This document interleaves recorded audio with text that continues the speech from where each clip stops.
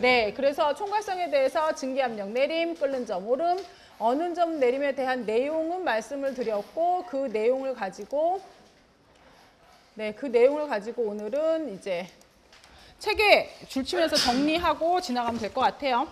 481페이지 비휘발성 비전해질 용액 여기에서 네 번째 줄 가시면요. 증기압 내림이라고 있어요. 찾으셨어요? 네. 비휘발성 비전해질 용액의 증기압은 항상 순수한 용매의 증기압보다 낮다. 용액과 순수한 용매의 증기압에서 차이가 증기압 내림이다. 1. 왜 용액의 증기압은 낮아지는가에 대한 내용이 네 줄 밑으로 쭉 내려가세요. 용액의 엔트로피는 순수한 용매의 엔트로피에 비해 크고 그러므로 증발하여 같은 엔트로피에 도달하는데 더 적은 용매 입자가 필요하다. 기체상에서 더 적은 입자와 함께 용액상에서 증기는 낮은 압력을 갖는다. 그래서 이렇게 되는 거죠. 그냥 용매만 있을 경우에는 표면에 다 용매 분자밖에 없으니까 날아가는 애들의 개수가 많은데 이게 용액이 돼버리면 날아가는 애들의 개수가 표면에 있는 비휘발성 비전해질 용질에 방해를 받아서 덜 날아간다라고 얘기를 하거든요. 걔네를 가지고 이제 증기압력을 이제 계산하는 파트가 있는데요. 그 계산하는 파트가 482페이지예요. 라우레 법칙이라 해서 실제로 증기압 내림을 이제 다 수량적으로 수학적으로 바꾼 값인데요. 첫 번째 줄 갈게요. 라우레 법칙은 용액상 용매의 증기압은 순수한 용매의 증기압, 이걸 P0 용매라고 썼어요. 여기에 용매의 몰 분율, 즉 X 용매를 곱한 것을 말해준다. 식 13.9에 네모해 놓으시고요. 용액에서 X 용매는 1보다 어때서 작기 때문에 P 용매는, 즉 용매의 증기압은 P0 용매, 이거는 순수한 용매에서의 증기압이거든요. 얘보다 항상 작다. 모든 농도에서 라우레 법칙을 따르는 용액을 뭐라고 부른다? 이상 용액이라고 부른다. 여기까지요. 이 P 용매라는 이 말은요. 얘는 어떻게 돼야 되냐면 용액에서의 용매의 증기압, 이걸 나타내는 거예요. 용액에서의 용매 증기압이요. 그러니까 얘는 P0 용매라고 써 있는 건 이건 그냥 순수한 용매요. 순수한 용매니까 그냥 물 얘기하는 거겠죠? 그죠? 그냥 물만 있을 때 이거는 설탕물에서의 물이 나타내는 포션을 얘기하자는 거거든요. 여기에다가 순수한 그 용매의 증기압에다가 X 용매. 누구요? 뭐로 바뀌어요? 용매의 뭐요? 몰 분율이요. 몰 분율이 뭐였는데요? 용질과 용매의 몰수 다 더한 거분에 용매만의 몰수. 그러면 얘는 어떻게 바뀌는지 한번 보실까요? 용매의 몰 분율은 1에서 뭐 빼는 거나 마찬가지예요? 1에서 X 뭐요? 용질이요. 그죠? 이렇게 빼는 거나 마찬가지예요. 그러면 여기에서 이제 여러분들이 하셔야 되는 게 뭘 하셔야 되냐면요.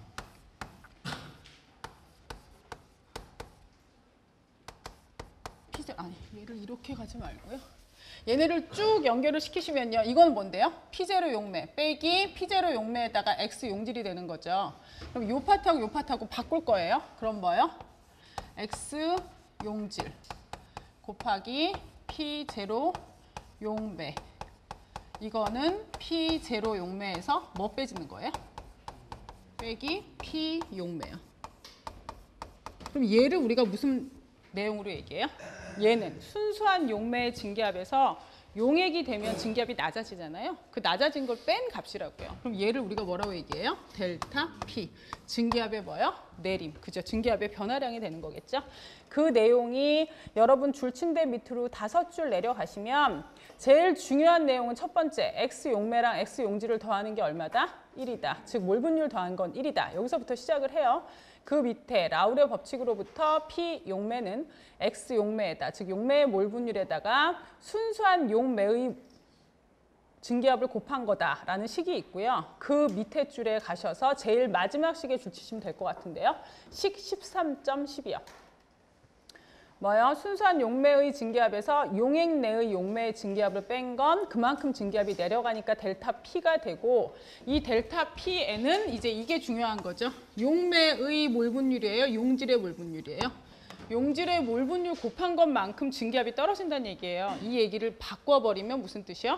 용질의 농도가 커지면 커질수록 증기압은 더 어떻게 될 거다? 많이 내려갈 거다. 그죠? 이런 식으로 바꾸시면 되죠. 그래서 식 13.10 밑에 줄이요. 따라서 델타 P는 용질의 몰 분율의 순수한 용매의 증기압을 곱한 것과 같다. 이렇게 가시면 되고요. 예제 13.6 가보실까요?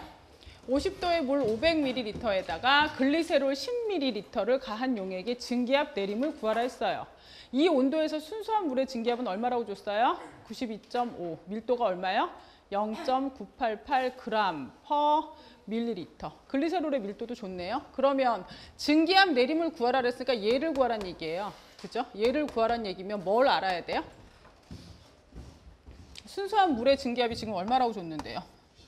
92.5요. 그러면 그 다음에 얘가 뭘 찾아야 되는데 용매의 증기압이, 용액에서 용매의 증기압이 얼마냐? 그럼 모르죠. 그걸 어떻게 계산하셔야 돼요? 여기에서요. 그러면 얘는 92.5고요. 얘를 어떻게 바꾸셔야 될까요? 누구 몰수랑 물 몰수랑 글리세롤 몰수 더한 거분의 위에가 누구 몰수여야 돼요? 글리세롤의 몰수. 걔네 각각의 몰수를 구하기 위해서 여러분한테 주어진 내용은 뭐 주어졌어요? 밀도. 왜? 부피 단위로 나왔으니까. 밀도 주어졌고요. 글리세롤 같은 경우는 분자에 뭐가 있어요? 식이 주어졌죠? 그러면 걔네의 분자량 구할 수 있겠죠. 계산했더니 10ml의 글리세롤은 0.137몰이고요. 500ml의 물은 27.4몰이에요. 계산하면 얼마 나온다고요? 0.461 토르만큼 증기압이 올라간다고요? 내려간다고요? 용액이 됐으니까 내려간다고요. 이렇게 증기압이 계속 내려가니까, 그죠? 같은 압력에 있어서 순수한 용매에 비해서 용액은 증기압이 떨어지잖아요. 그죠? 이렇게 되고 여기에서도, 이 파트에서도요. 액체에서 기체로 상태 바뀔 때는 여기 순수한 용매에 비해서 증기압이 변화되는 게 보이거든요. 그 내용을 가지고 여러분이 이제 뭐 보셔야 되냐면 저 그래프를 가지고 끓는 점 오름 갈게요. 첫 번째 줄. 용액은 순수한 용매보다 더 높은 온도에서 끓는다. 왜 그러냐는 걸 보자는 얘기죠. 밑에 줄 1. 왜 용액은 높은 온도에서 끓는가?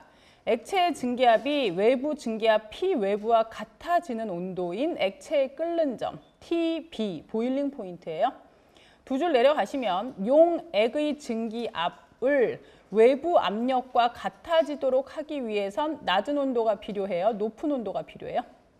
높은 온도. 그 결과 끓는 점이 어떻게 된다고요? 올라간다고요.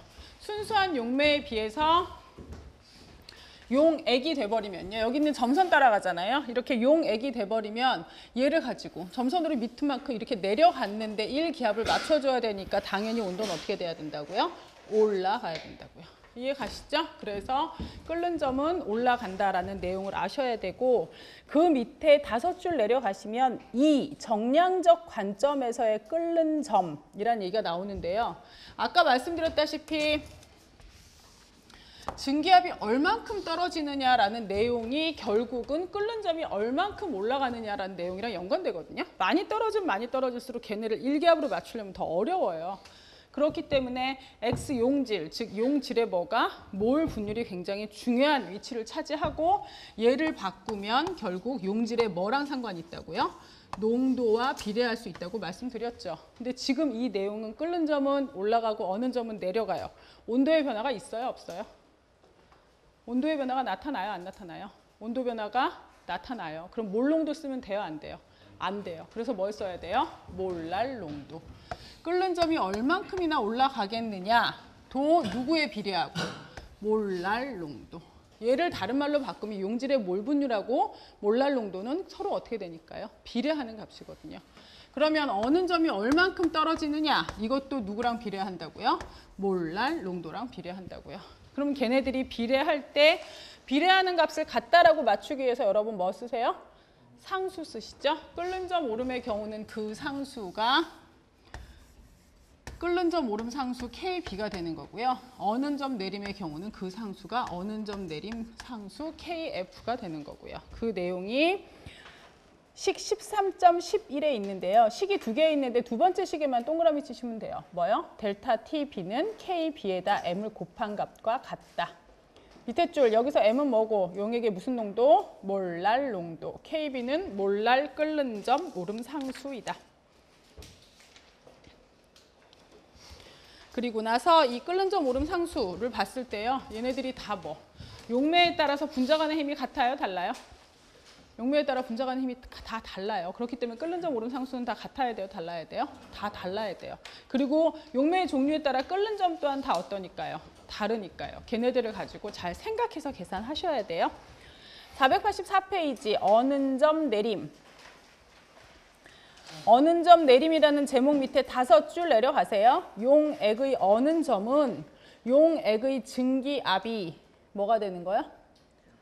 순수한 용매의 증기압과 같아지는 온도이고 즉 고체 용매와 액체 용액이 평형에 있을 때이다. 그 밑에 줄 어는 점 내림. 밑에 줄 용액은 더 낮은 온도에서 언다. 즉 이 말이 중요해요. 온도가 더 낮아져야 단위 시간당 고체를 떠나는 용매 분자의 수와 고체로 들어가는 용매 분자의 수가 같아진다. 온도가 더 많이 떨어져야지 얘가 고체로 들어가는 용매 분자 수가 자꾸 증가할 수 있어서 두 개가 맞아질 수 있거든요. 그 밑에 세 줄 내려가시면 식 13.12 중에 두 번째 식에만 줄 쳐놓으시면 되겠죠. 뭐요? 델타 TF는 KF에다 M이 곱해지는 거다. 이 내용을 여러분들이 문제로 푸시면 이 예제만 푸실 수 있으면 돼요. 사실은 끓는 점 오름 어는 점 내림은 진짜 문제 내용 자체가 너무 간단해서 이거 갖고는 거의 문제 안 나오고요. 메인은 삼투압이에요. 삼투압. 여기 보세요. 물 4,450g이 든 자동차 방열기에 에틸렌 글라이콜 얼마를 넣었다고요? 1kg이면 1,000g이죠. 용액이 끓는 점과 어는 점은 얼마냐라고 물어봤어요. 그러면 물에 첫 번째 알아야 되는 건 물의 끓는 점 오름 상수, 어는 점 내림 상수를 알아야 하고 또 뭐 알아야 돼요? 에틸렌 글라이콜의 무슨 농도요? 몰 농도요? 몰랄 농도요? 몰랄 농도요. 몰랄 농도는 용매 얼마에?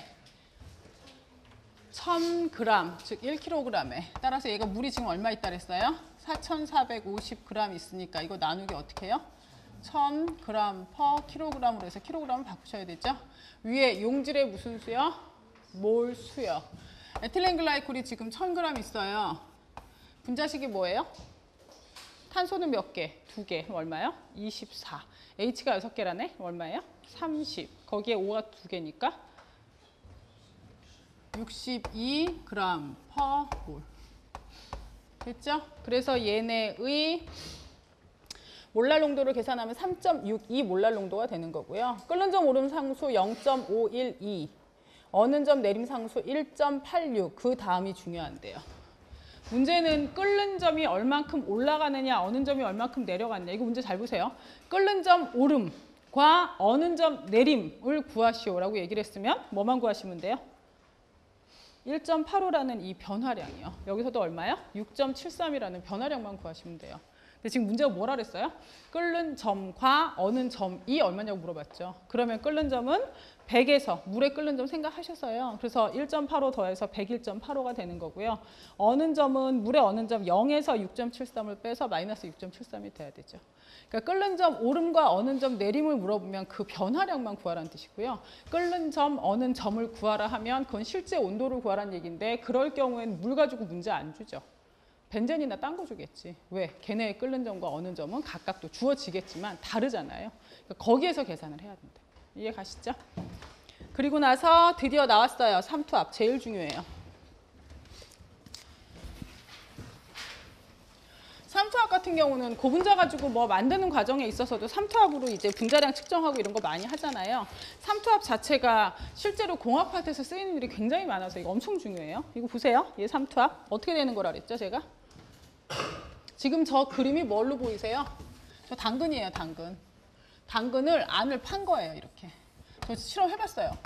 당근을 이렇게 안을 파갖고요. 여기 안에다가는 뭐 넣어주냐면 물엿 넣었어요. 물엿 넣고 빨대 이렇게. 그렇게 하고 바깥에는 뭐예요? 물이요. 이게 근데 당근이 씹어보면 되게 딱딱하잖아요. 그 당근 자체를 해가지고 당근 큰 거 해갖고 안에만 이렇게 판 거거든요. 그래서 안에서 이렇게 물엿을 넣었단 말이에요. 물엿 이 색깔이 이렇게 좀 시커멓티티하게 올라온 거 보이시죠? 요만큼 올라온 거예요. 바깥에 어디 담근 거예요? 물에다 담근 거예요. 당근을 거의 두께 한 1cm 정도 되게 남기고 이렇게 팠었거든요. 그렇게 해서 해놓으면 그 딱딱한 당근 물에 담갔다가 뭔 일 생기겠어? 생기더라고요. 어떻게? 이렇게요. 시간 좀 지나고 난 다음에 위에서 찍은 거 보이시죠? 네, 어떻게 돼 있어요? 이 물엿의 높이가 훨씬 어떻게 돼요? 올라가요. 그럼 두께가 1cm가 넘는 그 당근의 세포들을 다 어떻게 하고 물리치고 이 안으로 지금 누가 들어갔다는 얘기예요? 물이 들어갔다는 얘기죠. 당근도 일단 생물이니까 세포막으로 돼 있을 거 아니에요. 그래서 막에 있는 투과성에 대한 얘기가 하고 싶은 건데 이러한 현상 여기서 바깥이 뭐예요? 저농도. 안에가 뭐예요? 고농도. 그럼 저농도에서 고농도 쪽으로 혹시 이렇게 배우셨어요? 농도가 낮은 데서 높은 데로 물이 이동하는, 즉 농도에 역행해서 물이 이동한다. 이렇게 보통 얘기 많이 하거든요. 하지만 그걸 용질의 농도로 생각하지 마시고요. 물 입장에서 보세요. 이거는 자연현상을 거스르는 게 아니에요. 물 입장에서 보면 진한 데가 물이 많아요? 묽은 데가 물이 많아요? 네, 묽은 데가 물이 많아요. 그러니까 결론은 결국 물 많은 데서 물 적은 데로 간 거예요. 그러니까 자연에서 보면 많은 데서 적은 쪽으로 흘러가, 높은 데서 낮은 쪽으로 흘러가잖아요. 그 개념이에요. 단 이렇게 될 수 있는 이유는 위에 있는 뭐가 용액이 돼버리면 상대적으로 용액에는 표면을 가지고 표면에 부딪히는 물 분자의 개수가 적은 거죠. 뭐가 있어서? 용질들이 있어서. 근데 얘네들 밑으로 내려오면 여기 밑에 있는 파트는 상대적으로 다 물밖에 없으니까 부딪히는 애들의 개수가 많은 거거든요. 그래서 개수 많은 데서 개수 적은 쪽으로 이동하는 거긴 해요. 근데 이걸 이제 혼합 모델하고 생각을 해보면 처음에 물에 뭐 넣었을 때요? 잉크만 넣었을 때. 그럼 물하고 잉크하고 따로따로 이렇게 나뉘어져 있다 그랬죠? 배열수가 몇 개예요? 얘도 1개, 얘도 1개. 12개 박스에 똑같은 12개가 들어갔으니까. 배열수 1개예요. 근데 위에 두 층의 잉크가 나뉘어진다면 배열수가 몇 개 나오고요? 20개. 3층, 4층, 5층 전체적으로 다 나눠지면 배열수가 제일 위에 잉크 한 방울 혼자 떨어져 있던 애가 전체적으로 퍼지기만 해도 입자의 배열수가 몇 개로 늘어나요? 455개로. 이게 삼투랑 무슨 관련이 있느냐? 이래서 관련이 있겠죠. 처음에 여기는 물이고요. 여기는 진한 용액이 있었어요. 그러면 이 용액에서의 배열의 개수는 84개고 물밖에 없으니까 하나밖에 없죠. 여기에서 삼투 현상이란 어디에서 어디로 가는 거예요? 물에서 용액 쪽으로 용매 분자가 이동하잖아요. 그래서 용매 분자 3개만 이동시켜 볼까요? 그럼 이렇게 돼요. 물은 여전히 용매 분자 3개가 가서 물 6개가 있어요. 여기 물밖에 없거든요. 그러니까 물은 여전히 배열 개수가 몇 개인데? 1개인데. 이쪽에는 배열 개수가 몇 개예요? 220개예요. 왜? 층이 4개로 돼서 전체 개수가 많아졌기 때문에 배열수가 많아졌거든요. 여러분 같으면 자연계에서 일어나는 일이 84개의 경우의 수만 있는 케이스가 있고요. 220개의 경우의 수가 있는 케이스 있어요. 어느 쪽이 일어날 가능성이 커요? 220개. 왜? 경우의 수가 많을 때 그걸 우린 뭐라 불러요? 무질서도가 크다, 엔트로피가 크다.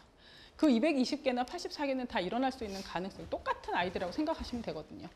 개수가 많은 게 좋아요. 그래서 거꾸로는 안 간다고요. 죽었다 깨도. 아무리 내가 무슨 짓을 해도 여기에서 이쪽으로는 안 온다고요. 그냥 가만히 내비뒀을 때. 자발적으로는 절대 그 반응이 일어나지 않는다고요. 왜? 거꾸로 오면 이쪽은 배열 개수가 몇 개로 줄어야 되니까 20개로. 그렇게는 안 돼요. 그럼 얘를 가능하게 하기 위해서 우리가 해야 되는 방법은 뭐예요? 위에서 압력을 어떻게 해요? 너무너무 세게 눌러주는 거죠. 위에서 압력을 너무 세게 눌러주면 여기 물 분자들이 여기는 3개가 막하고 만날 수 있지만 여기는 하나밖에 못 만나는데 위에서 너무 세게 찌부러뜨리면 이 물 분자들이 자꾸 더 만나려고 그래서 거꾸로 다시 돌아갈 수 있는 케이스를 만들어주기도 한다는 거죠. 그게 무슨 공법이요? 역삼투 공법이요. 알고 계시죠? 네. 그래서 일단 삼투압이라는 게 자체 그냥 스스로 자발적으로 일어나는 원인은 결국 엔트로피랑 상관이 있어요. 아셨어요? 그 내용이 485페이지에 있어요. 첫 번째 줄, 농도가 다른 두 용액이 용매 분자를 통과시키지만 용질 분자는 통과시키지 않는 반투막으로 분리되어 있을 때 나타나며 이런 현상을 뭐라 부른다? 삼투. 농도가 더 큰 용액으로의 용매의 알자 흐름이 형성하는 압력, 이걸 뭐라고 불러요? 삼투압. 도대체 왜 삼투압이 나타나느냐? 1. 왜 삼투압이 나타나느냐? 두 줄 내려가세요. 용질 분자들이 존재하기 때문에 용액 쪽의 막에 접촉하는 물 분자의 수가 줄어들어서 일정 시간 동안 용액으로 들어오는 분자보다 나가는 분자들의 수가 적다. 이러한 용액 쪽으로의 물의 알자 흐름으로 용액의 부피가 증가하고 따라서 농도가 어떻다? 감소하게 된다. 세 줄 내려가세요. 이렇게 쭉 일어나다가 평형에서 세 줄 내려가시면 평형에서 이 압력 차이가 바로 삼투압이며 용매에서 용액으로의 물의 알자 흐름을 막는 데 필요한 압력으로 정의된다. 얘가 이런 의미예요. 실제로 여기는 물이고요. 여기는 뭐 설탕물이에요. 그러면 시간이 좀 지나고 나면 어떻게 바뀐다고요? 시간이 좀 지나고 나면 설탕물은 여기 수면이 어떻게 돼요? 높아지겠죠. 물은요? 낮아지겠죠. 근데 이렇게 돼서 더 이상 변화가 보여요? 안 보여요? 안 보여요. 가만히 있는 게 보여요. 평형이 유지가 돼요. 이때 압력이 이제 삼투압이라는 얘기인데 이 평형이 유지된다는 걸 어떤 의미로 생각하셔야 되냐면요. 얘가 줄고 얘가 늘긴 했거든요. 그렇다 해도 얘는 여전히 뭐예요? 용매예요. 얘는 여전히 무슨 물이에요? 여전히 설탕물이야. 그죠? 진한 설탕물에서 묽은 설탕물로 갔다는 것 뿐이지 얘는 여전히 뭐는 뭐래요? 용액은 용액이에요. 그 사실은 바뀌지 않아요. 얘는 여전히 용매고 얘는 여전히 용액이에요. 그럼 얘네 둘 사이에 분명히 농도차가 있을 거고 그러면 계속 가야 될 거 아니에요. 용매고 용액인데. 근데 왜 더 이상 안 가냐는 거죠. 이유는 얘네 두 개의 이 높이 차이에 의한 이 압력이 얘를 어떻게 하고 있어요? 누르는 거죠. 그래서 여기서 가는 개수랑 여기서 개수를 어떻게 해준다고요? 같게 해준다. 이게 삼투압이라고요. 이 차이만큼의 압력이. 그래서 평형에 이르게 만들었던 그 힘, 이 힘을 삼투압이라 부른다고요. 그럼 역삼투가 돼버리면 아까 말씀드린 대로 이거보다 더 센 힘을 내려주는 거니까 거꾸로 갈 수밖에 없겠죠. 이해 가시죠? 삼투압이라는 현상을 보는 데 있어서 온도의 변화가 나타나나요? 얘네는 둘 사이에 뭐만 달라요?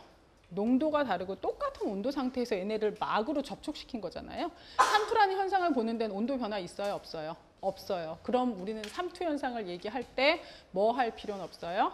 몰랄 농도를 쓸 필요는 없어요. 그래서 삼투 현상은 무슨 농도를 써요? 몰 농도를 써요. 그죠? 그래서 파이는 뭐가 된다고요? CRT 이렇게 바뀐다 말씀드렸죠? 이해가시죠? 삼투압의 공식 외우고 계셔야 돼요.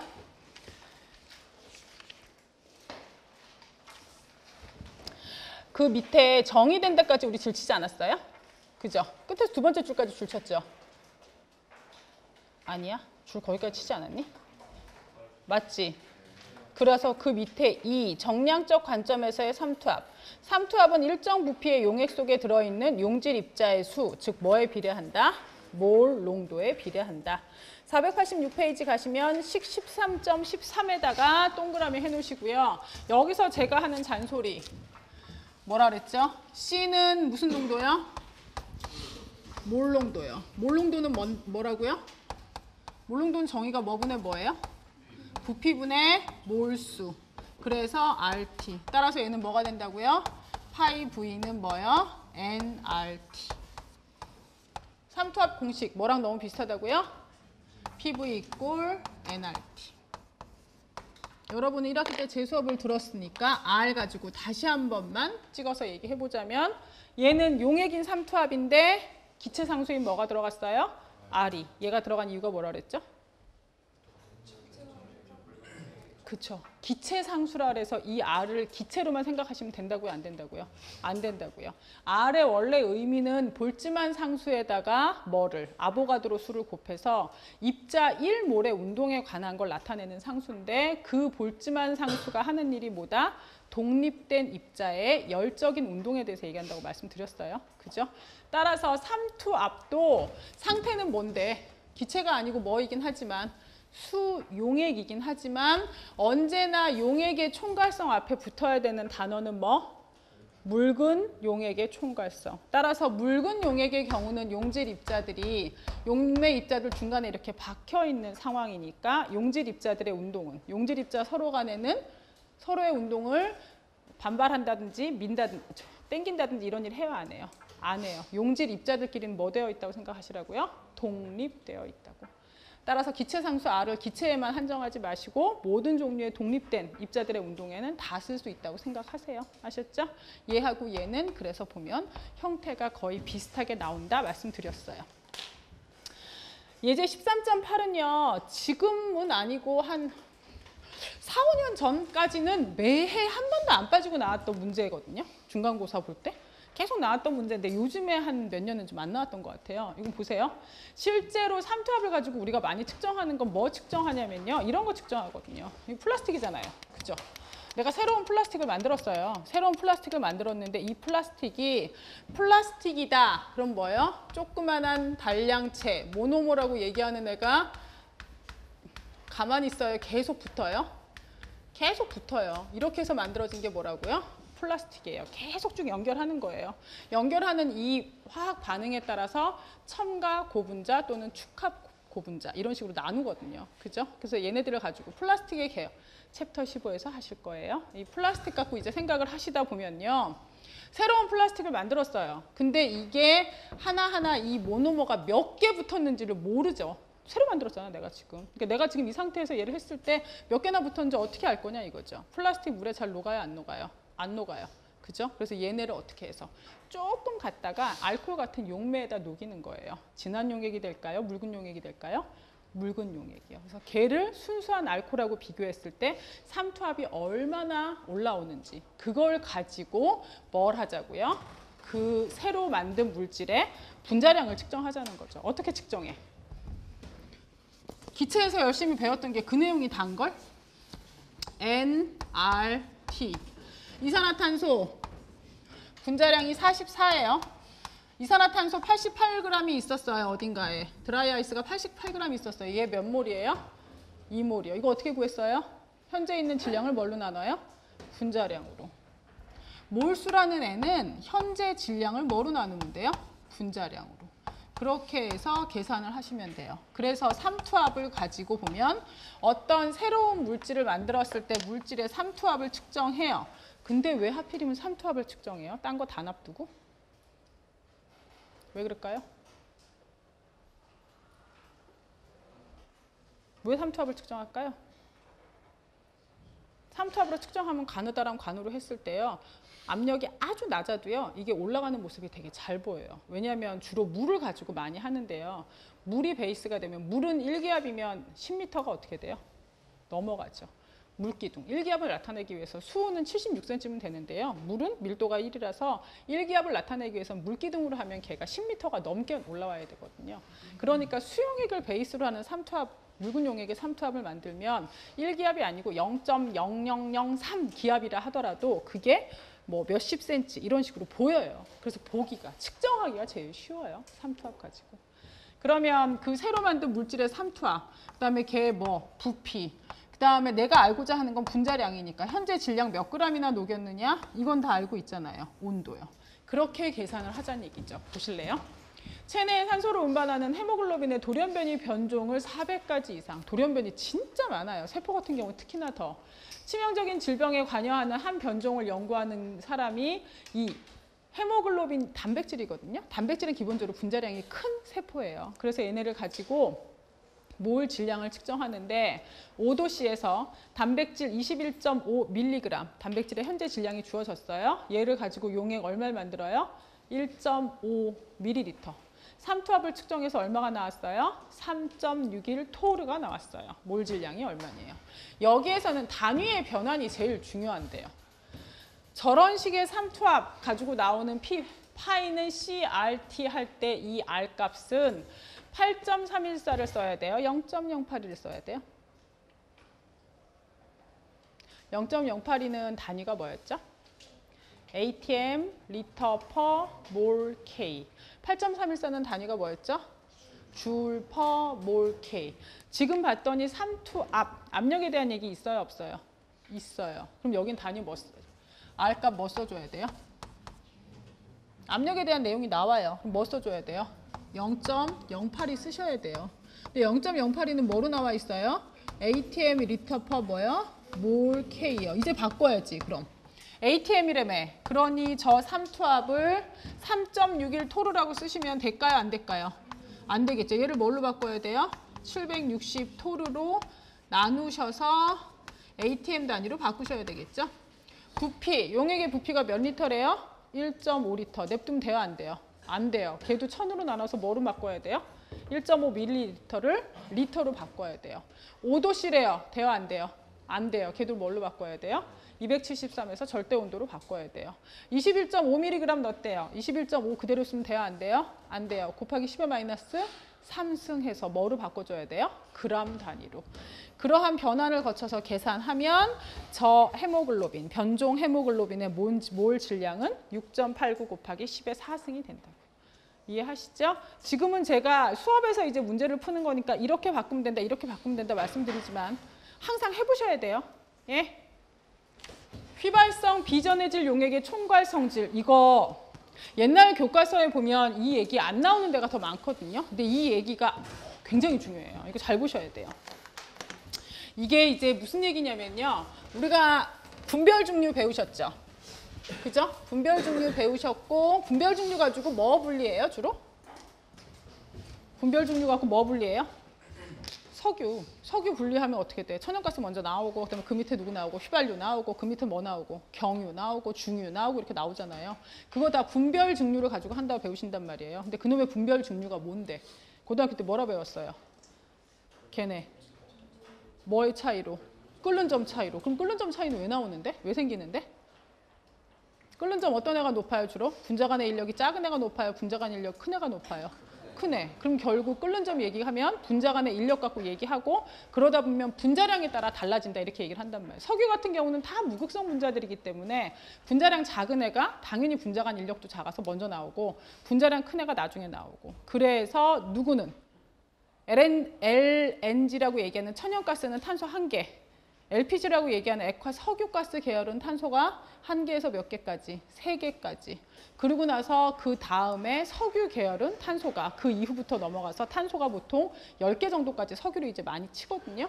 그러면 그렇게 분별 중류를 하게 된 원인이 뭐냐 이거죠. 이거예요. 내가 A하고 B라는 물질을요. 똑같이 몰 분율로 반반 똑같은 몰수만큼 섞은 거예요. A하고 B를. 똑같이 섞었는데 이 녀석들이 둘 다 휘발성인 애예요. 휘발성인 애인데 하나는 증기압이 높아요. 그 온도에서. 얘는 날아가기가 어떻다는 얘기예요?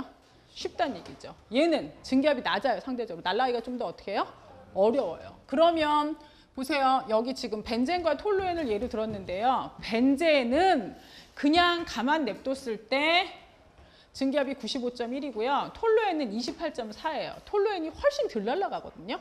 근데 벤젠하고 톨루엔을 같은 몰수로 섞었단 말이에요. 그럼 얘네가 벤젠은 원래 1몰 있으면 95.1만큼이 나갈 텐데 지금 반만 섞어놨거든요.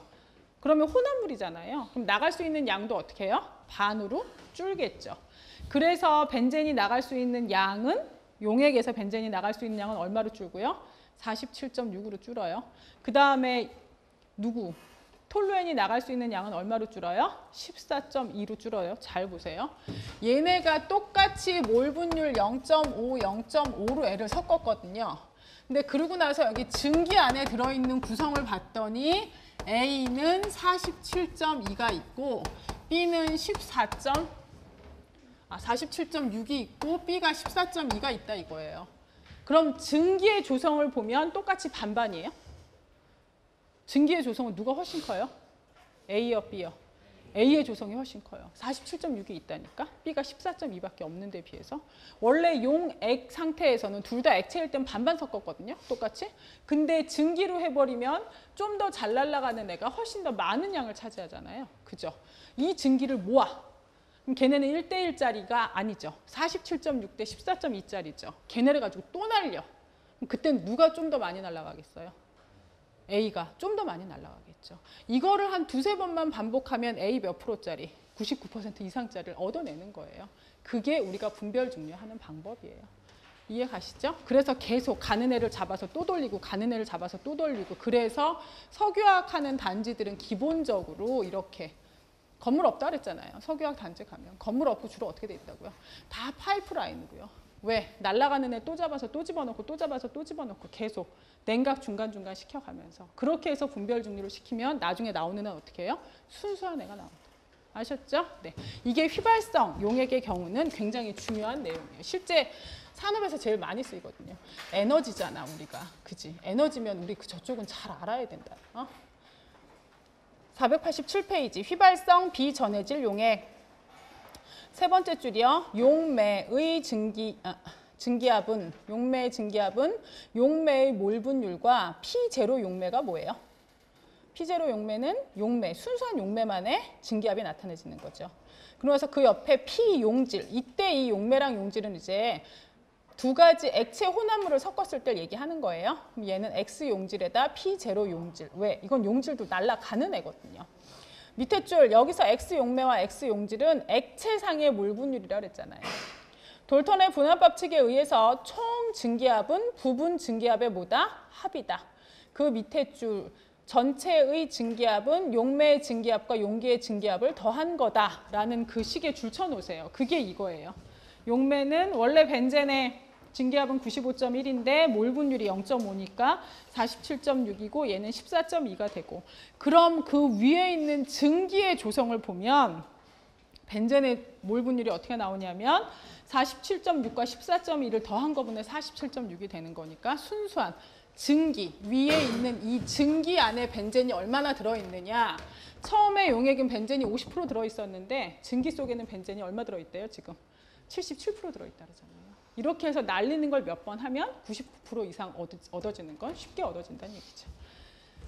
그래서 그 밑에 두 줄 내려가시면 휘발성 성분은 각 성분의 몰 분율을 1보다 낮추어 상대 성분의 증기압을 어떻게 한다? 낮춘다. 그래서 다섯 줄 내려가세요. P벤젠은 얼마가 되고요? 0.5 곱하기 95.1에서 47.6이고요. P톨루에는 0.5 곱하기 28.4에서 14.2가 되고요. 세 줄 내려가시면 증기상 각 성분의 몰 분율을 구하자. 두 줄 내려가세요. X벤젠, 즉 증기에서의 벤젠 몰 분율은 얼마요? 0.77. X톨루엔, 증기에서 톨루엔의 몰 분율은 얼마요? 0.23. 그래서 488페이지를 갔더니 뭐래요? 핵심 요점은 첫 번째 줄이에요. 휘발성이 높은 용액 성분의 몰 분율이 용액상보다 증기상에서 더 높다.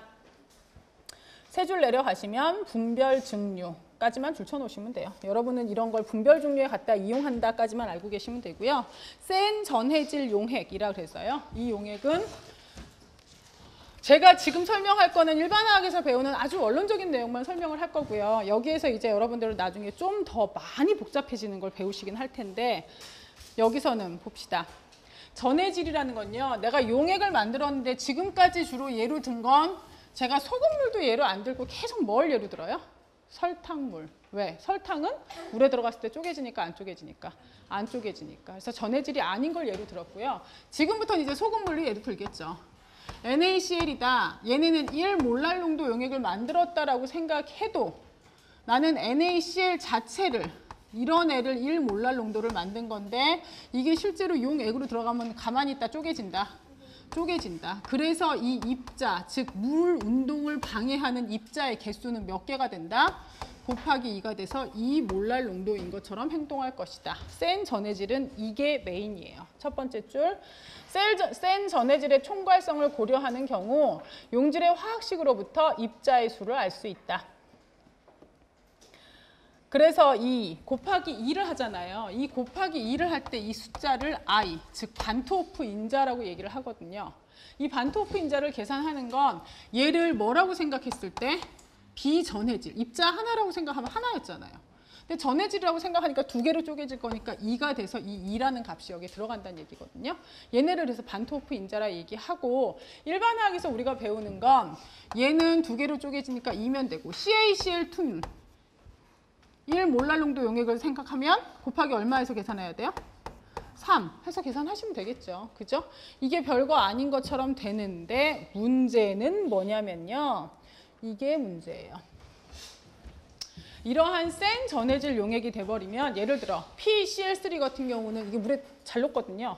그럼 PeCl3 같은 경우는 하나랑 세 개니까 총 곱하기 얼마 해야 될 것 같아요? 4. 근데 실제 얘네 안에 들어있는 입자의 개수를 가지고 농도 측정해보고 거동을 확인해보면 3.4인 거로 보인다 이거죠.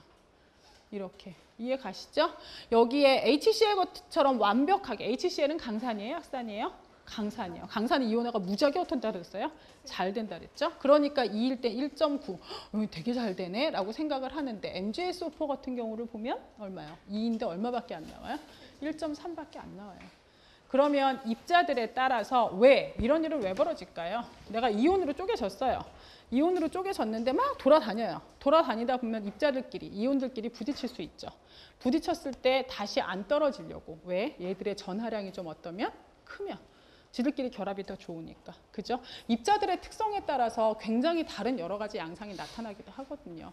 그럼 나중에 여러분이 물리화학이나 딴 걸 배우시면 입자의 성질에 따라서 어떤 인자가, 값들이 어떻게 조절될 건지를 가지고 따로 배우실 거예요. 그래서 물질에 따라서 각각 다 다른 개수가 나오거든요. 하지만 지금 우린 뭐니까? 일반화학이니까. 우리는 원론적으로 어떻게 해요? 얘는 이온 2개 쪼개지면 곱하기 2. 이런 애는 곱하기 얼마? 3. 단 나중에 이제 전공으로 가면 아닐 수도 있다는 걸 지금 생각만 하실 수 있습니다. 아셨죠? 그 내용이 입자의 수를 알 수 있다. 그 밑에 I 줄 쳤어요. I는 비전해질 용액의 기대치 분의 전해질 용액의 측정치.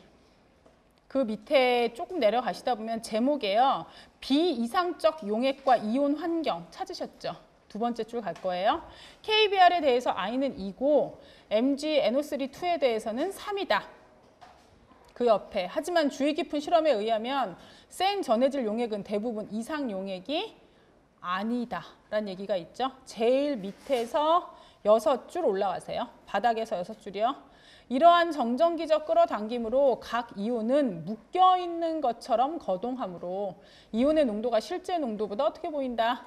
낮아 보인다. 이 때문에 흔히 유효 농도를 말하는데 이것은 화학식에 근거한 화학 양론적 농도에 뭘 곱한 거다? I를 곱한 거긴 한다. 그죠? 근데 만약에 용액이요. 똑같은 용질을 집어넣었다 하더라도 좀 진해지면요. 묽은 용액이 아니고 좀 진한 용액이 되면 완전히 다 이온화가 될까요? 안 될까요? 묽은 용액일 때 이온화가 더 잘 될까요? 진한 용액일 때 이온화가 더 잘 될까요? 묽은 용액일 때. 제일 마지막 줄. 용액에서도 저농도에서 거의 이상적으로 행동한다. 근데 우리가 지금 주로 다룰 건 뭐라고요? 저농도만을 다룰 거기 때문에 우리는 그냥 곱하기 2, 곱하기 3 하시면 된다고요. 이해 가셨죠? 이런 내용을 바탕으로 연습 문제, 숙제는 아니고요. 공부해 보시라고요. 불러드릴게요. 20번. 연습 문제 20번, 26번, 33번, 43번, 49번, 55번, 68번, 76번, 91번은요. C는 빼고 풀으세요.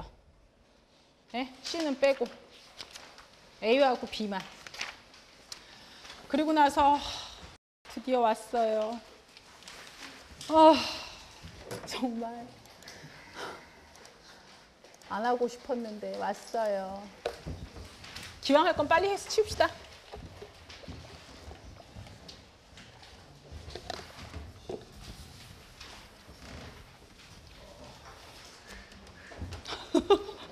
제목만 봐도 벌써 죽는 소리가 나오면 어쩌자는 거예요?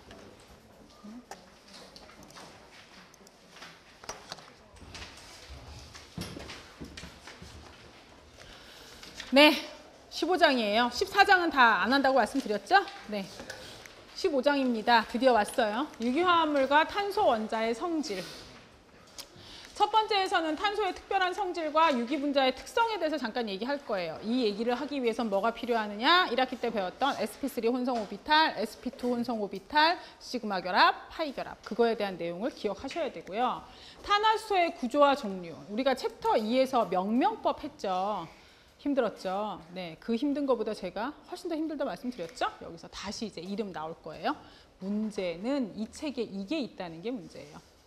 유기 반응의 주요 종류. 네, 이게 유기화학에서 배우거든요. 치환 반응 무슨 뭐 두 개가 이렇게 결합하는 반응 뭐 이런 거 유기화학에서는 배우는데 여기서는 다 나와요. 이제 그걸 다 일일이 보셔야 되고요. 그걸 누구랑 연관해서 보셔야 되냐면 작용기, OH가 있으면 알코올, COO가 있으면 에스테르 이렇게 물질 작용기랑 연관을 해서 걔네를 가지고 이게 합성이 되는 반응인지 치환이 되는 반응인지 그런 걸 공부하셔야 돼요. 네, 그래서 여기가 조금 힘들고요. 5하고 6은 고분자에 대한 내용을 얘기할 건데 5장은 합성 고분자에 대한 얘기고요. 6장은 생고분자 그래서 탄수화물, 단백질, 지질 이런 거에 대한 내용이 조금 나오거든요. 여기에서 6장은 이거는 뭐 거의 이런 게 있다 정도만 하고 지나갈 거고요. 5장도 원래대로 하면 지금 이 1학년 일반화학에서의 포션은 그렇게 크지 않은데요.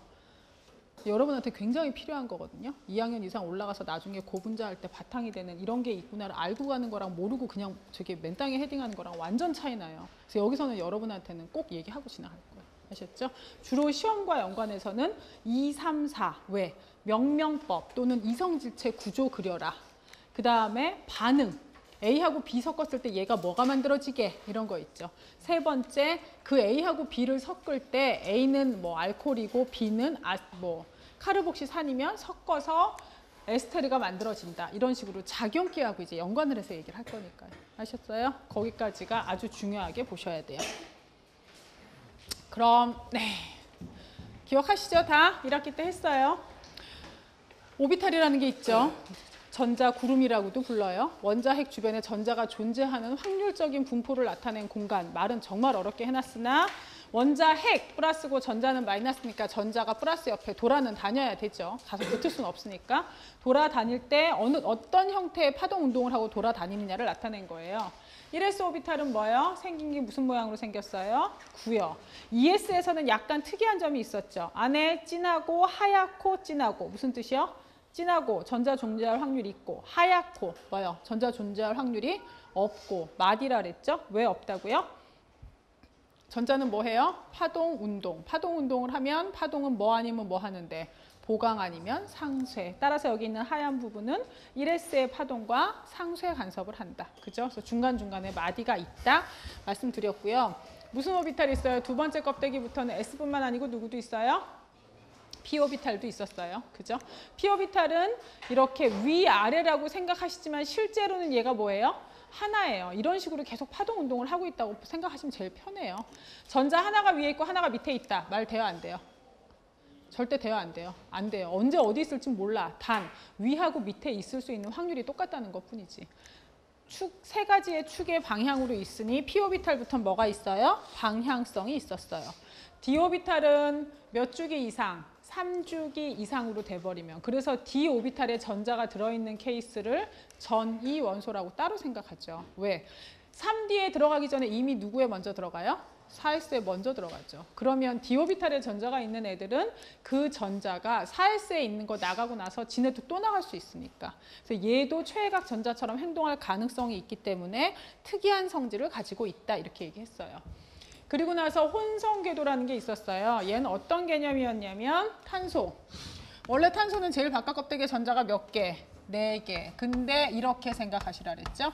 1s 2개, 2s에 2개, 2p에 2개. 이게 원래 정상적인 탄소라 그랬잖아요. 바닥 상태에 있을 때. 얘가 딴 애랑 결합할 때는 뭔 일이 벌어진다고요? 에너지를 받아서 얘가 어떻게 이쪽으로 들떠서 4개가 혼합된 그래서 뭐가 생긴다고요? sp3 혼성 오비탈. 그래서 몇 개의 결합이 4개의 단일 결합이 가능해지고 어차피 이 4개의 단일 결합을 하기 위한 혼성 오비탈 또한 전자이므로 전자끼리의 반발력을 최소화하기 위해서 평면 사각형으로 존재하지 않고 사면체로 존재한다. 기억하시죠? 그래서 이 혼성 오비탈들을 가지고 할 때 sp 혼성이라는 것도 있었어요. 이거는 전자가 딱 몇 개만, 2개의 전자만 겹치는 거죠. 그죠? 그래서 2개의 전자만 겹쳐지는 유형을 탄소화합물에선 이렇게 얘기했죠. 4개가 다 겹쳐서 저렇게 될 수 없더라. 실제로 수소의 개수가 적어서 반응할 수 있는 건 몇 개밖에 없더라? 2개밖에 없더라. 그래서 sp 혼성 같은 경우는 2개는 섞였고 그 다음에 뭐 2개가 여전히 있다? p-오비탈의 전자 2개는 여전히 있다.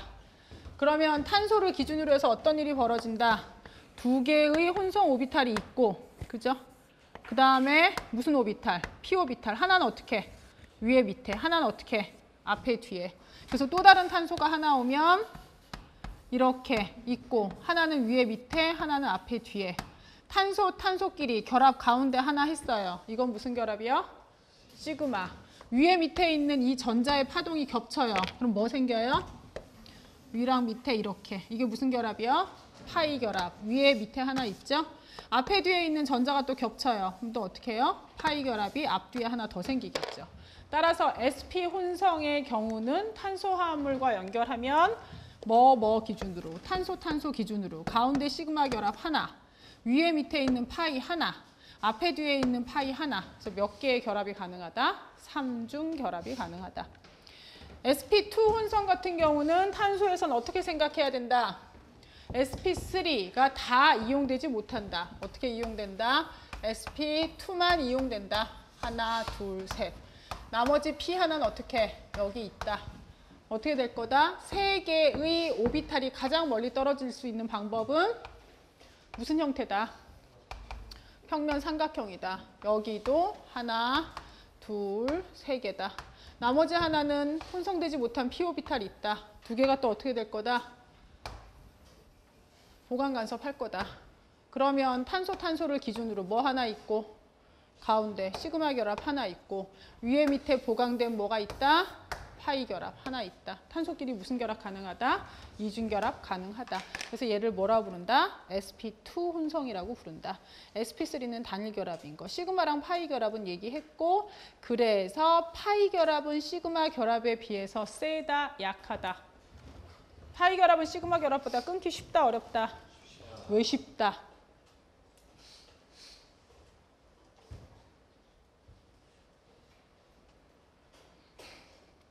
이런 상황에서 눈이 마주치면 다 고개를 떨군다는.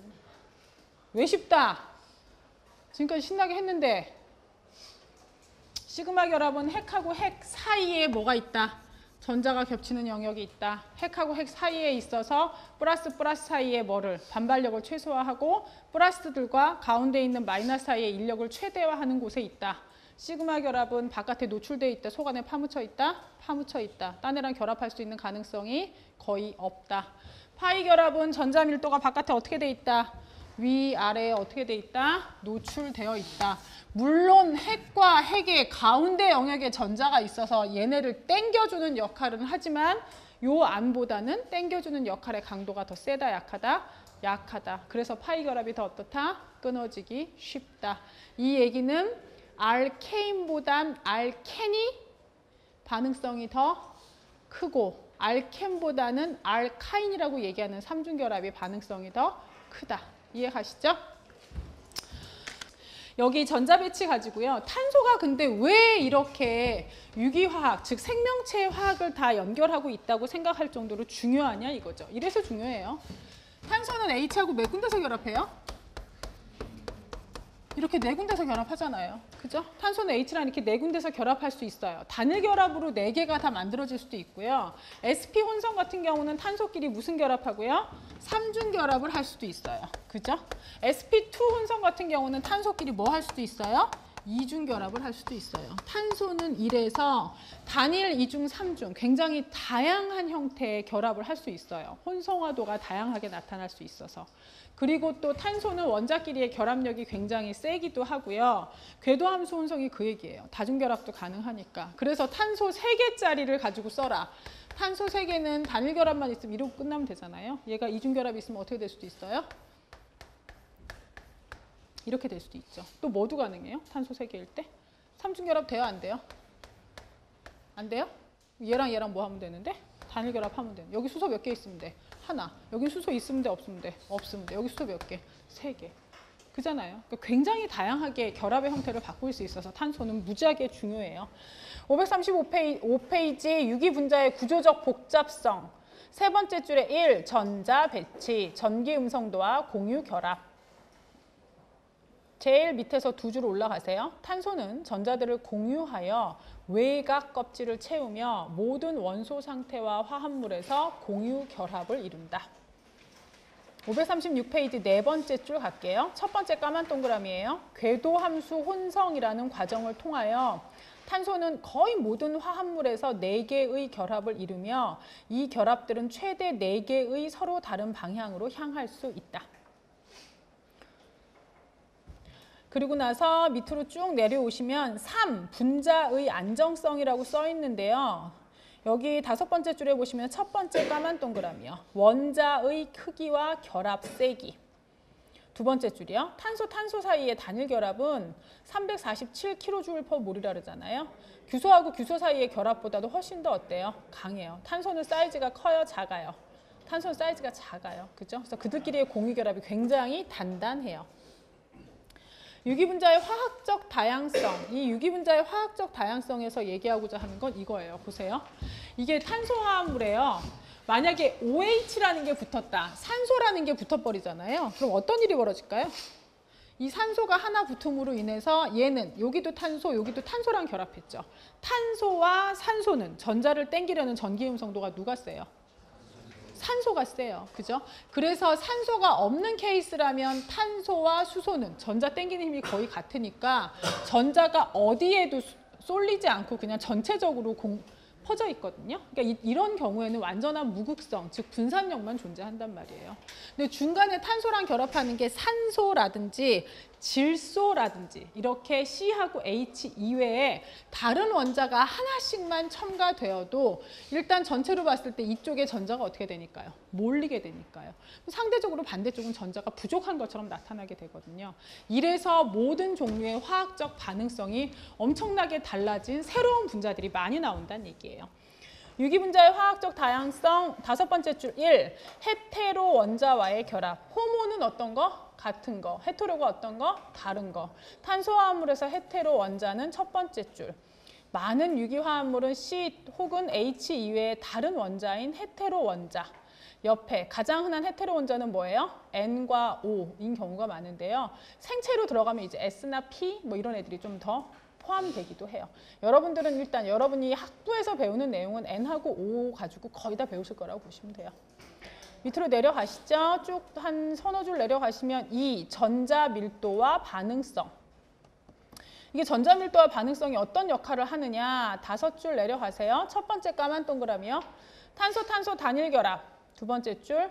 일반적으로 탄소 결합은 반응성이 있다 없다? 없다. 그래서 탄소화합물, 탄화수소라고 얘기하는 탄소와 수소 사이의 결합만으로 되어 있는 아이들은요. 반응성이 별로 없어요. 그 얘기는 안정하다 이렇게 얘기하죠. 537페이지. 첫 번째 줄 CH 결합. 두 번째 줄 H는 2.1. 이게 무슨 값이에요? 일렉트로네가티비티. 전기음성도 값이죠. C는 얼마요? 2.5. 얘네 두 개 일렉트로네가티비티 값이 비슷하기 때문에 거의 어떻다고요? 비극성. 따라서 CH 결합도 대부분 반응성이 있다 없다? 대부분 반응성이 없어요. CH가 대부분 반응성이 없다는 게 여러분이 뭐로 보시면 되냐면요. 정말 창피한 얘기인데 우리 엄마가 쓰던 바세린을 제가 지금 쓰고 있거든요. 바세린 아시죠? 바세린. 바세린은 그게 회사 이름이에요. 바세린의 정식 그 물질 이름이 뭐게요? 페트롤륨 젤리요. 석유에서 나온 젤리예요. 바셀린은 광물성 오일, 보통 왜 존슨즈 오일 그러면 광물성 오일이라고 되어 있거든요. 그 광물이라는 게 석유에서 뽑아냈다는 얘기예요. 석유에서 나와 있는 탄소화합물 CnHen 더하기 2 그 개수 중에 그 애들 중에서요. 탄소 개수가 20 몇 개가 넘어가는 애들 그 몇 개를 모아놓은 게 바세린이에요. 페트롤륨 젤리요. 근데 우리 엄마가 쓰던 거, 그 얘기는 엄마가 한 10년 넘게 쓰던 거, 저 어렸을 때 쓰던 걸 지금도 제가 쓰고 있다고요. 그럼에도 불구하고 걔는 문제가 있어요, 없어요? 없어요. 왜요? 걔가 뭐라서? 페트롤륨 젤리라 그랬죠? 페트롤륨 젤리 같은 경우는 걔가 석유에서 그냥 뽑아낸 성분이잖아요. 썩겠어요? 안 썩겠어요? 안 썩어요. 문제가 있다면 그 바세린을 위해서 약간씩 첨가한 향료라든가 그런 게 문제가 될 수는 있을지 모르지만 오일 자체는 썩어요? 안 썩어요? 안 썩어요. 무슨 얘기예요? 탄화수소는 반응성이 있어요? 없어요? 없어요. 네. 그러니까 만약에 프로판이나 이런 가스가 나왔다 그래도 걔네를 폭발시키기 위해서 뭐를 켜지 않으면 휘발유 있다 그래도 거기다 불을 붙이기 전에는요. 불 붙어요? 안 붙어요? 안 붙어요. 석탄 이만큼 갖다 놨는데 석탄이 지 혼자 막 타는 거 봤어요? 안 그래요. 특히 석탄 같은 경우는 타려면 신문지 막 해갖고 이렇게 불에서 한참 붙여놔야 되잖아요. 걔를 기체로 만들어야 되기 때문에. 그죠? 탄소화합물의 탄화수소 계열은 산소 같은 헤테로 원자가 들어가지 않는 한 반응성이 굉장히 작아요. 그 밑에 줄 CO 결합 그 옆에 써 있어요. 많은 종류의 유기분자에서 볼 수 있는 이 결합은 매우 극성. 전기음성도 차이가 얼마라고요? 1.0이에요. CO 결합의 산소 말단은 전자가 풍부하고 탄소 말단은 전자가 부족하다. 전자 밀도의 분포가 균일하지 않기 때문에 C와 O 결합은 반응성이 크고, 그죠? 거기까지만 조치시면 돼요. 밑으로 5줄 내려가세요. 3. 작용기의 중요성. 나중에 이제 얘 때문에 한번 괴로워하실 거예요. 밑에 줄 작용기, 펑셔널 그룹이란 이것이 들어있는 분자가 무엇이든지 상관없이 특징적인 방식으로 반응하는 작용기. 특징적으로 방식으로 반응하는 특별한 조합으로 결합된 원자들의 모임이다. 그래서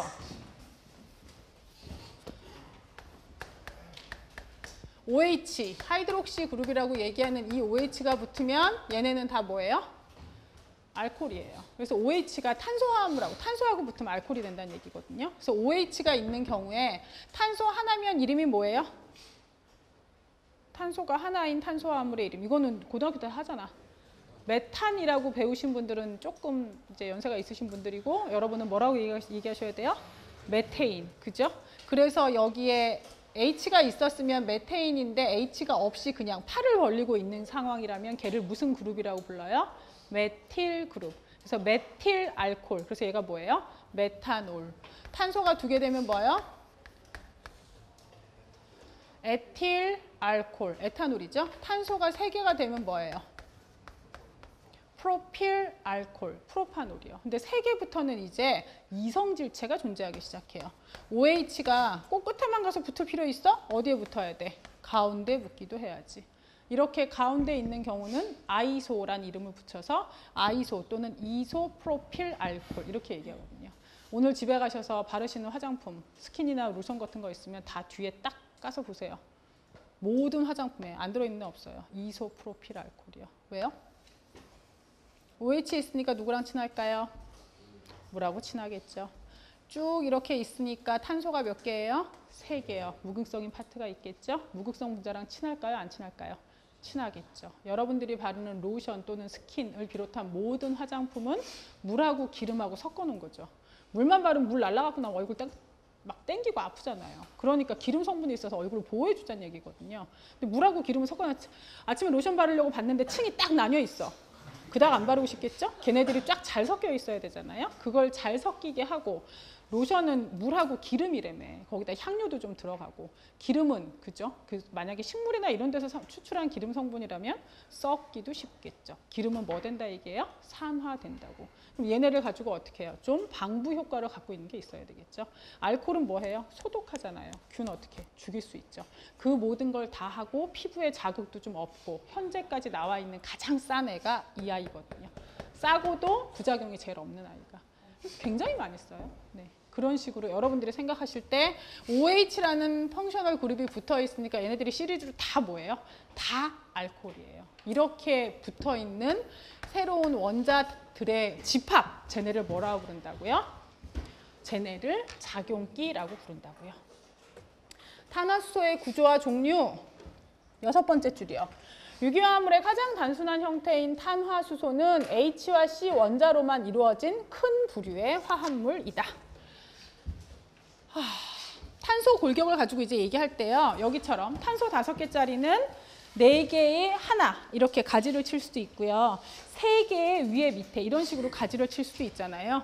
이중결합이 하나 붙어 있을 때 한 줄에 이중결합이 붙는다면 첫 번째 탄소와 두 번째 탄소 사이에도 붙을 수 있고 두 번째랑 세 번째 사이에도 붙을 수 있을 거예요. 그죠? 세 번째랑 네 번째 사이에 붙는 건 뭐랑 똑같아요? 뒤집으면 두 번째, 세 번째랑 붙는 거랑 어때요? 같죠. 네 번째랑 5번째 붙는 건 뒤집으면 첫 번째, 두 번째랑 같죠. 그래서 이렇게 2가지 종류의 이성질체가 있다고 생각하고 이런 단일 결합에 이중결합을 집어넣는다면 어디에 넣을 수 있어요? 여기에 이렇게 넣을 수 있어요. 그 다음에 또 어디 넣겠어요? 애들이 이거 넣더라. 이거 넣어놓고 다르잖아 이렇게 얘기하더라. 이렇게 넣어놓으면 어떻게 되는 걸까요? 이거 왜 이렇게 차곡차곡 열심히 하냐면 여태까지 빠진 적이 없거든요. 시험 문제에서. 분자식 띡 주고 이성질체 구조 다 그려라. 안 빠졌었어요. 보세요. 이렇게 하고 이렇게 되는 거 있다 그랬잖아요. 얘하고 애들이 제일 많이 실수하는 게 이렇게. 일단 공간지각력들이 우리가 그닥 훌륭한 교육을 받지 못해서 공간지각력이 좀 약한 것 같아요. 이렇게 하면 얘하고 얘는 다르잖아요. 달라요, 안 달라요? 안 달라요. 왜요? 가장 긴 사슬을 기준으로 가셔야 되거든요. 얘를 제일 길게 생각하면 되지. 이렇게. 얘가 옆으로 이렇게 누워있다고. 그럼 얘가 뭐야? 가지를 친 애가 되는 거니까. 이해 가시죠? 이렇게 해서 그런 것들을 다 고려하면 저렇게 특이하게 다른 게 많이 나와요. 심지어 고등학교 때까지는 주로 얘 아니면 얘로 갔는데요. 이제는 고리 굉장히 적극 활용하죠. 탄소가 5개면 탄소 3개의 고리가 가운데 있을 수도 있고 끝에 있을 수도 있고 고리에다 이렇게 있을 수도 있고, 물론 이런 애들은 입체적인 저항성이 커서 잘 오래 유지가 되지 않긴 하지만 이런 애들이 존재는 할 가능성이 있다는 거예요. 저런 애들을 가지고 이제 이성질체 다 그려라 막 이런 거 나오거든요. 만약에 탄소 가지고요. 탄화수소 그리기를 하는데요. 탄소 원자가 6개야. 다중결합이랑 고리는 다 없대. 그럼 어떻게 그려야 될까요? 탄소 6개. 다중결합도 없다 했어. 고리도 없다 그랬어. 저럼 땡큐죠. 이중이나 삼중결합도 없고 고리도 없대. 탄소 6개를 어떻게 해야 돼요? 하나, 둘, 셋, 넷, 다섯, 여섯. 일단 뭐 하나 있고요. 한 줄로 쭉. 그 다음에 할 수 있는 방법은 하나, 둘, 셋, 넷, 5개를 놓고요. 그 다음에 나머지 하나를 어떻게 해야 돼요? 덧붙여야죠. 이제 가지를 치게 하는 거예요. 제일 끝에 붙이면 얘처럼 한 줄이 되는 거니까 걔는 소용없는 거고요. 중간중간 끼워 넣어야 되죠. 어디 넣을 수 있어요? 끝에는 안 된다 그랬으니까 여기 넣을 수 있어요. 또 어디 넣을 수 있어요? 여기 넣을 수도 있어요. 여기 넣는 건요? 아까 여기 넣는 거랑 어때요? 같은 애예요. 그래서 걔는 소용없어요. 그래서 여기 넣거나 또는 여기 넣거나. 그죠? 또는 뭐 할 수 있을까요? 만약에 이렇게 4개를 해요. 몇 개가 비어요? 몇 개 비어요?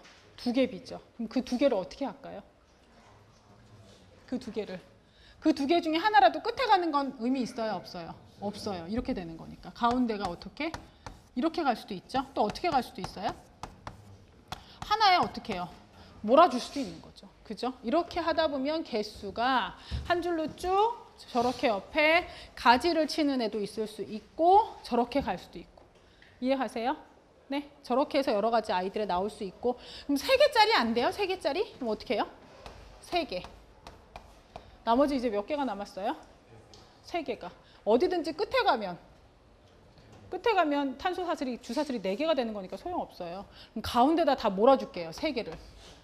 이렇게 3개. 그럼 누구랑 똑같아요? 얘랑 똑같잖아. 그죠? 이렇게 이제 다 생각을 하셔야 돼요. 탄소 원자가 4개고 이중결합이 하나인 경우에는 보세요. 탄소 원자가 4개고 이거네요. 탄소 원자가 4개고 이중결합이 하나 있어요. 여기요. 그러면 어떻게 할 수도 있어요? 또 가운데다 이렇게 그을 수도 있죠. 또 뭐도 있어요? 몇 개 하고 3개 하고 어디에? 가지치고 이렇게 할 수도 있죠. 그럼 얘는 요게 위로 들어가나 여기 있으나 상관 있어요? 없어요? 없어요. 똑같은 애예요. 근데 제가 얘랑 얘 사이에 좀 많이 띄어놨죠? 왜 이랬을까요? 이중결합이 가운데 있을 때는 언제나 고민하셔야 되죠. 이런 거 배운 거 혹시 기억하세요? 얘가 염소예요, 염소. 이중결합 Cl, Cl, 여기가 HH. 얘랑